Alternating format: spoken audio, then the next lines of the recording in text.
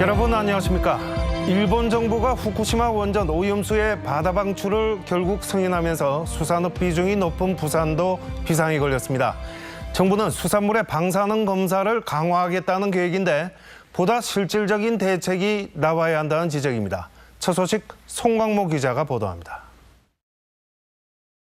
지난 22일 일본 정부가 전 세계적인 반대 여론에도 불구하고 후쿠시마 원전 오염수를 바다에 방류하는 계획을 인가했습니다. 후쿠시마 원전에서 1km 떨어진 바다까지 관을 만들어 이르면 내년 봄 방류한다는 겁니다. 가장 걱정되는 건 오염수에 남아있는 다량의 방사성 물질입니다.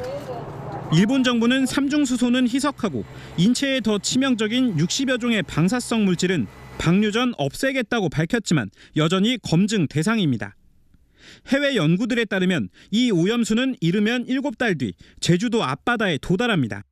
특히 부산 등 수산업 종사자들이 많은 도시들은 직접 피해를 입게 될 우려가 커졌습니다. 대형 선망뿐 아니라 활어, 조개류를 잡아파는 일반 상인들까지 피해가 이어질 거란 목소리도 나옵니다.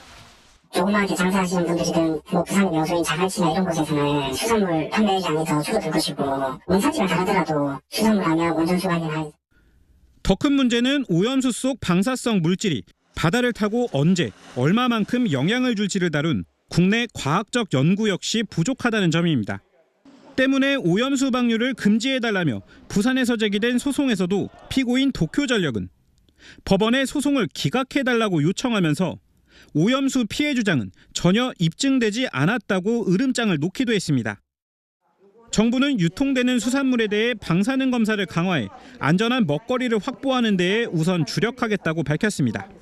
약 100여 종에 대해 연간 4,000건 수준으로 방사능 검사를 확대하고 오염수 해양 방출이 본격화될 경우 방사능 검사는 5,000건 이상으로. 또 연말까지 국내에 미칠 영향에 대한 과학적 자료를 만들겠다고 밝혔지만 일본 정부가 데이터를 어디까지 제공할지 아직 미지수입니다. 정부의 보다 신속하고 적극적인 대책 없이 수산업 피해를 막을 수 있을진 의문입니다. MBC 뉴스 송광모입니다.